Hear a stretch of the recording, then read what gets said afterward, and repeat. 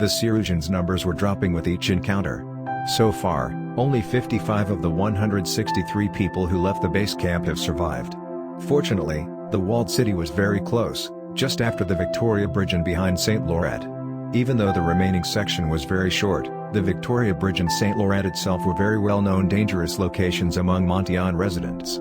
Trying to avoid these 2 points would take twice, if not 3 times longer than crossing them, and if the survivors were to reach the base of the MDF before nightfall, they had no choice but to cross them. Because the Victoria Bridge was so close, Ambler directed his troops to advance carefully to avoid drawing attention and therefore detect any threat in time. The bridge seemed to be clear, but Ambler was determined not to be caught off guard again following the last town's attack. The bridge itself was empty, but a column of abandoned vehicles ran the length of it. The bridge crossing was extremely slow and frightening. The enormous number of dead scattered along it scared many of the survivors. Some of them looked to be very new, while others appeared to have been there for a long time. The atmosphere was tense. However, all survivors made it across the bridge safely. They walked a few more steps and came across what seemed to be a guard post with additional bodies. The bulk of them had been torn apart, but it was evident from their clothes that they were trackers. The survivors quickly grabbed all the weapons from the site and marched towards the city. The grass and blooming plants inside the city looked lovely. It was incredible how nature attempted to recover what it had lost. Only the birds could be heard in the distance, and the silence was both pleasant and terrifying. "There's a reason why this city was abandoned, so keep an eye open," Ambler said to his follower, as they began their journey. The group went down the streets until they came to a barricade. It was rather tall, and they didn't have much until the sunset. Ambler decided to return and find another route around the barricade, whilst his troops preferred to blow it up to cross through. On the other hand, the risk of attracting puppets was too high. Suddenly a door opened on a nearby building, showing a young couple. A man called for the survivors to enter the building. Ambler and his men pointed their weapons at the young couple and demanded to know why they were helping them despite not knowing them. The man warned them not to waste any time and urged them to get inside. Without waiting for Ambler's permission, the survivors entered the building where the couple was hiding. The place was in ruins, but you could tell the pair had lived there for a while. The man approached Ambler and introduced himself and his partner. "You must be their leader. My name is Eric and she's my wife, Sam." Ambler shook his hand and immediately asked Eric why he helped them.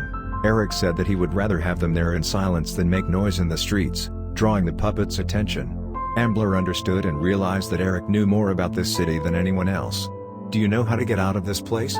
We want to reach the walled city before night," asked Ambler.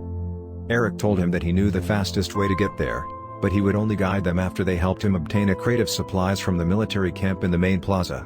At first, Ambler refused, saying that he and his people had gone through a lot already and he was not willing to lose anyone else. Eric reminded him of the dangers lurking in the streets and he will lose many if not all of them if they keep wandering around the city. Ambler thought about it for a moment but finally accepted.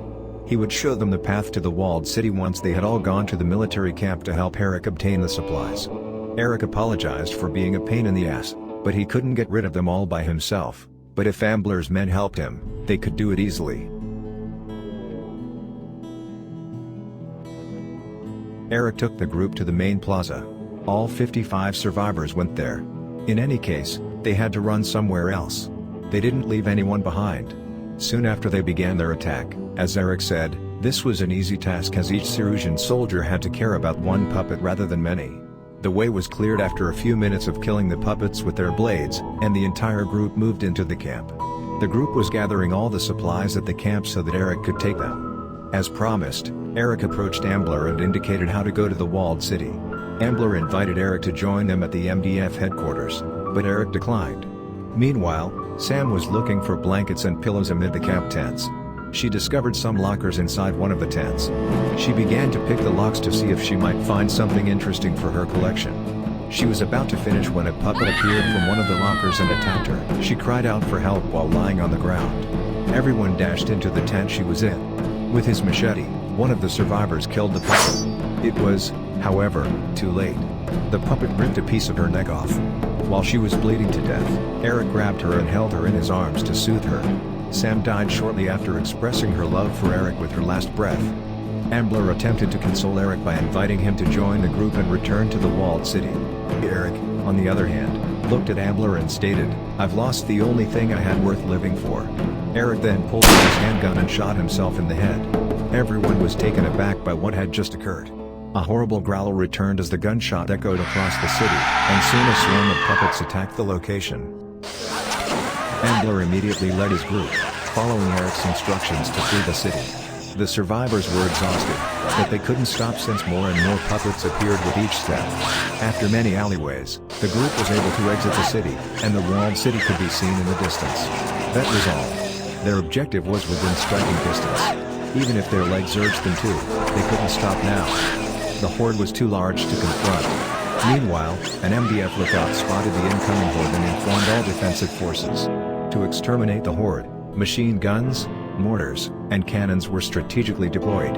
When a high-ranking officer at the entrance saw the fleeing survivors, he unlocked the doors without hesitation, as the MDF provided cover fire.